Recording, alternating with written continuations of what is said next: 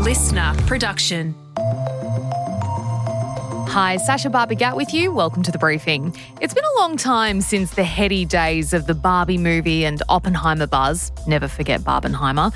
But a new flick has crashed onto the scene, showing us exactly what it takes to build hype for a movie in the modern era. We saw a video of Timothée Chalamet standing on top of the Sphere, which is this iconic big orange thing in Las Vegas. He stood on top of it and he was screaming, "Marty Supreme, Christmas Day." A big, bold stunt. We also saw him rocking up to events with security guards with big orange heads to kind of mimic a ping pong ball. And these bold stunts, I think, really stuck with people bigger than a traditional marketing campaign. A chat between The Briefing's Helen Smith and Holly Mitchell on the wild PR ride that is Marty Supreme is coming up in the second half of this episode. First, though, it is time for the headlines with Chris Spiru on Friday, the 16th of January. Hey Sash, hundreds of locals and tourists have been stranded after a massive downpour hit towns on the Great Ocean Road in Victoria, causing flash flooding. Crazy footage has emerged of cars and caravans being washed out to the ocean at Wye River, with the towns of Lorne, Allanvale, Kennet River, Separation Creek and the Cumberland River also impacted yesterday afternoon. Holidaymakers camping along the Wye River specifically were left scrambling to get away from the rapidly rising floodwaters. The kids are in the tent, unzip the tent, grab the kid out, and then the tent was gone. Luckily, there haven't been any reports of injuries. As of midnight, which at the time of recording was the last update from authorities, they say the risk is reduced, but dangerous hazards remain, including floodwaters, debris and damaged roads.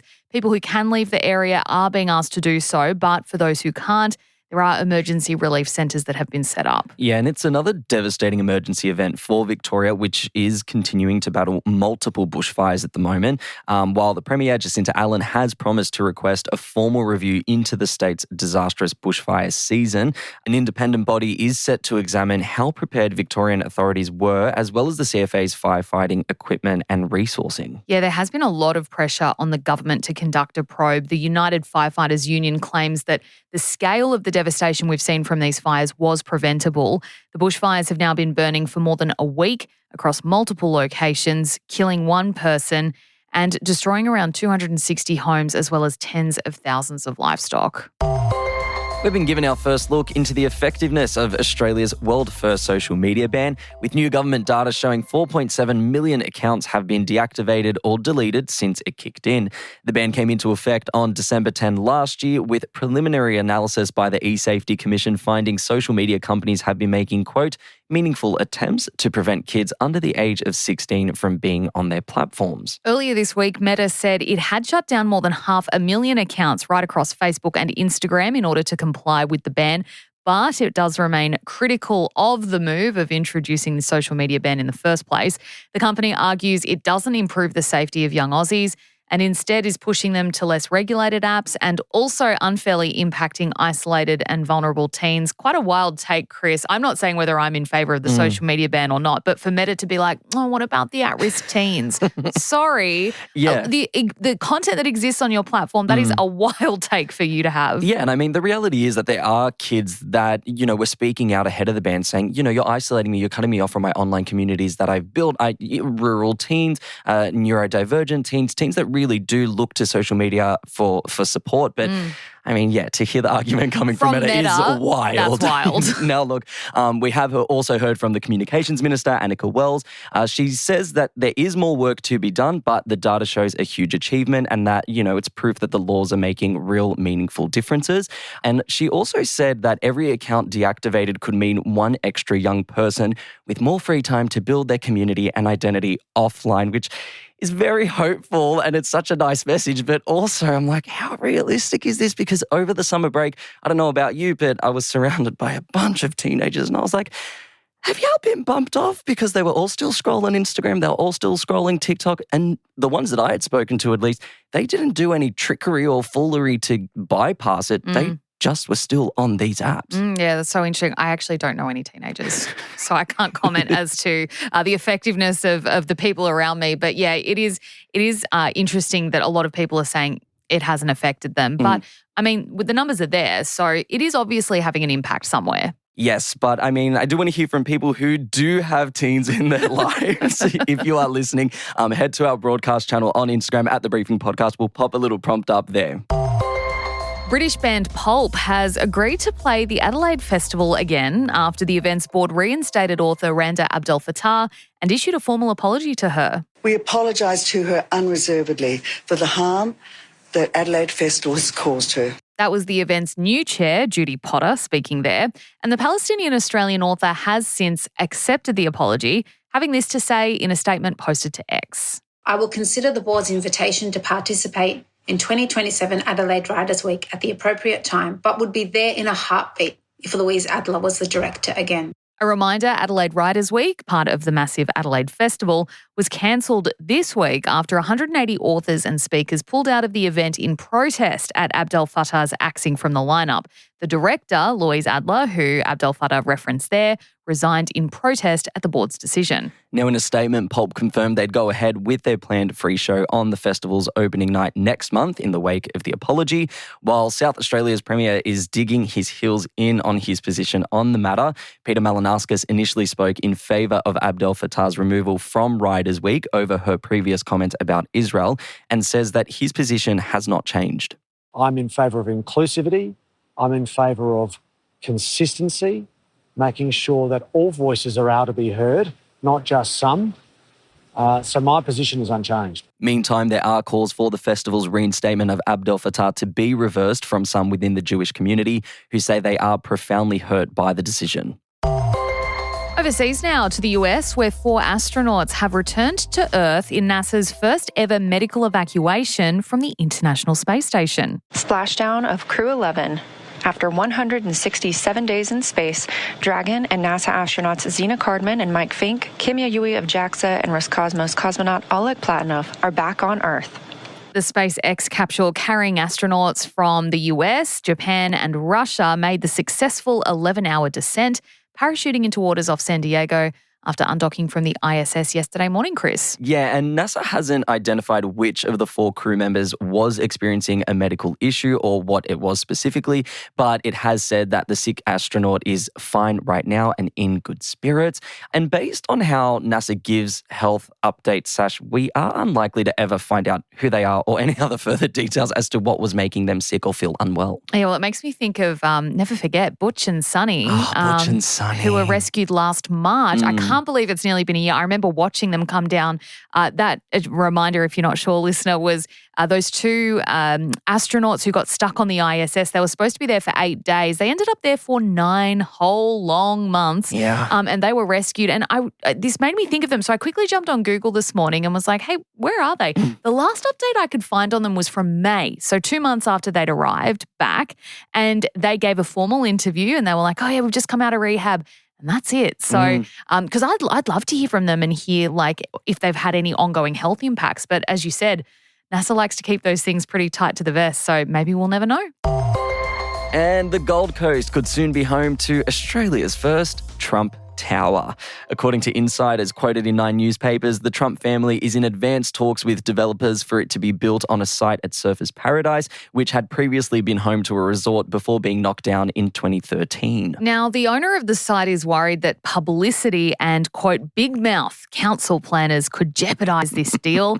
And while a spokesperson for the mayor of the Gold Coast didn't confirm the project, it did say if it were to go ahead, it'd be a great outcome for Surfers Paradise and the Gold Coast. I do wonder what is in a Trump Tower, Chris. Like, what does that include? Well, I mean, we can look to the famous one in New York. You kind of get an indication of what we're dealing with here. But they've also got a range of, development applications or ongoing developments in Scotland, Ireland, the Maldives, Vietnam, Dubai. The list goes on and on and on. What we do know about this site specifically is that it did have pre-approval before, obviously, this Trump application came through. It did have approval for a 285-metre tower with almost 700 units. So, I mean, it sold in 2019 for $56.5 million. So, I mean, in some ways, that kind of gives us an indication of what we're dealing with here. Yeah, so it'd be like a hotel essentially, and then also probably apartments for locals who want to live there. Sure. Yeah, and maybe some stores downstairs with some apparel of the president. Maybe some Trump perhaps. merch. Oh gosh. Anyway, that is it for our headlines for today. Coming up next is Helen Smith's and Holly Mitchell's deep dive looking into the hype machine surrounding a new movie called Marty Supreme. Stick around, that's coming up for you next.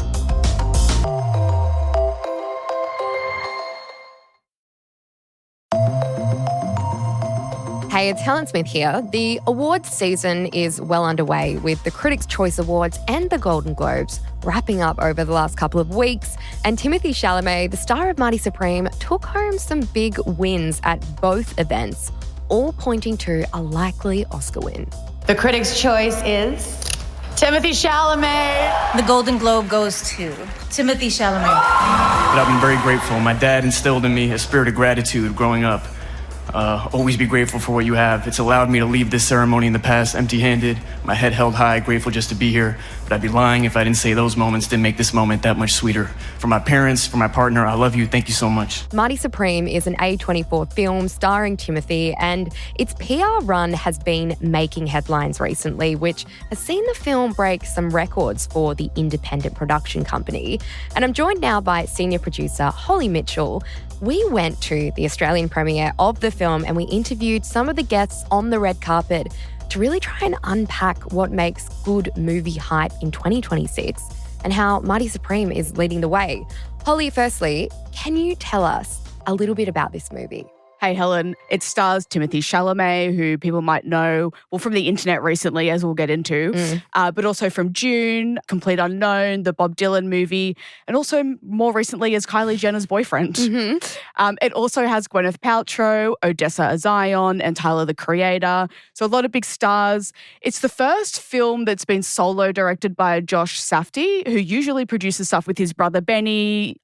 Listeners might know Uncut Gems, A Good Time with Robert Pattinson.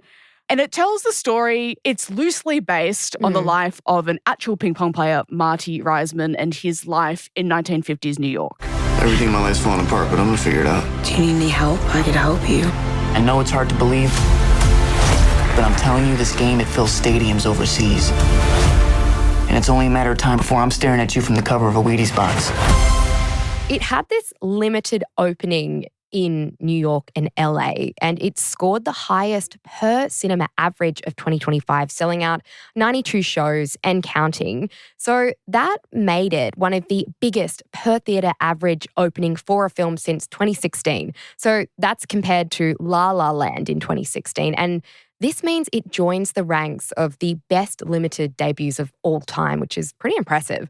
And to put this in a little bit of perspective, films with big names and bigger production houses are also making the rounds at a similar time. So I'm talking about A Big and Bold Beautiful Journey starring Margot Robbie and Colin Farrell, The Smashing Machine starring Emily Blunt and Dwayne "The Rock" Johnson, Roofman, Channing Tatum and Kristen Dunst, After the Hunt with Julia Roberts and Andrew Garfield.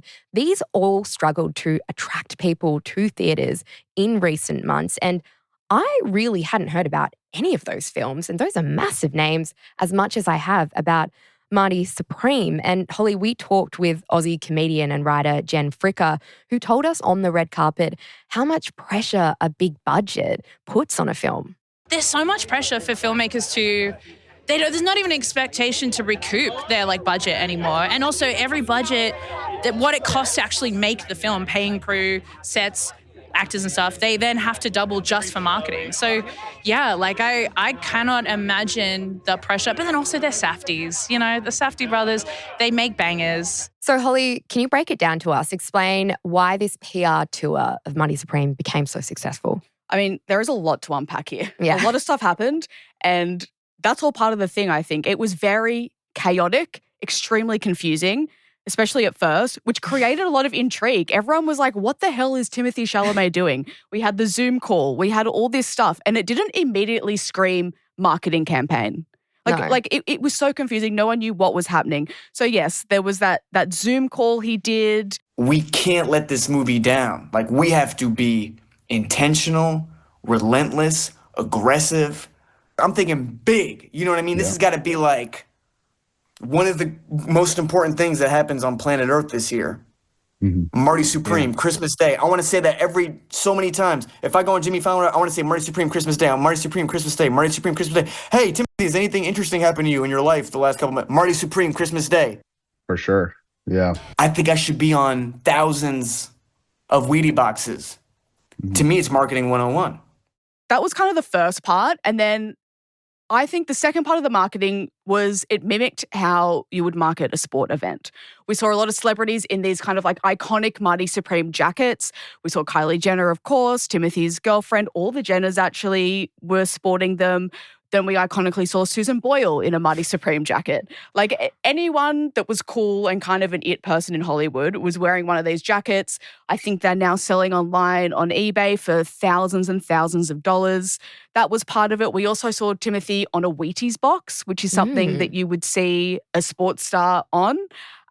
There was the big orange blimp that flew over LA, the big orange blimp. The orange was another big part of it. This kind of like neon orange that has also been labelled brat green for men, which is true. And I think with all those things, the jackets, the Wheaties box, the blimp, these are all tangible things. Like it made Marty Supreme real life. It wasn't just something you saw on a screen, even though we had the Zoom call and all this kind of stuff. He was inserted into our real lives and it was just the character. Like it wasn't even Timothy per se. It was this character, Marty Supreme, that became real. There was also a lot of really bold stunts. We saw a video of Timothée Chalamet standing on top of the Sphere, which is this iconic big orange thing in Las Vegas. He stood on top of it. He was screaming, Marty Supreme, Christmas Day. A big bold stunt. We also saw him rocking up to events with security guards with big orange heads to kind of mimic a ping pong ball.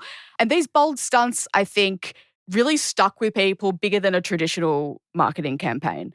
And it's also, people will know this when they see the film, and I'm not giving any spoilers away.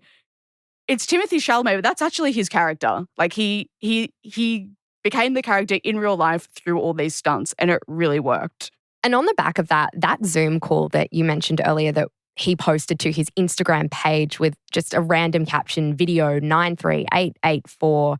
Like it was literally just a random name of the video. Yeah. All of those things you just mentioned were talked about in that Zoom call. So everything that kind of came to life, we were told about, but it was unbelievable. And then we saw the PR tour play out and we saw the blimp, the orange, everything you said actually come into real life. So that narrative around Timothée Chalamet playing a character or being himself in that Zoom call and in all of these stunts still, I think, is a mystery. And there was also a UK rapper thrown into the mix of all of this. Listeners entertainment guru Justin Hill told us on the red carpet that picking the right PR moment is key to building such successful hype. I think if they pick something that's too old school or too done before, like a stage relationship, like do you remember Twilight with like that relationship? Like that we've seen all that before. I think if you do something new where you get a random celebrity to wear merch that's not available somewhere else. I mean, look at Timothée Chalamet. Everyone thinks that he's that rapper in the UK. We haven't seen that before. That's smart. So to give you a bit of context, Timothée Chalamet had to debunk rumours that he had become this underground rapper named Esty Kid. And that was creating a lot of hype for the movie itself. But it, again, played into this narrative that we were just talking about, that is Timothée Chalamet playing his character from Marty Supreme or is he being himself? But to debunk it, Timothy appeared in a music video with the rapper to set the record straight, but not everyone believed it.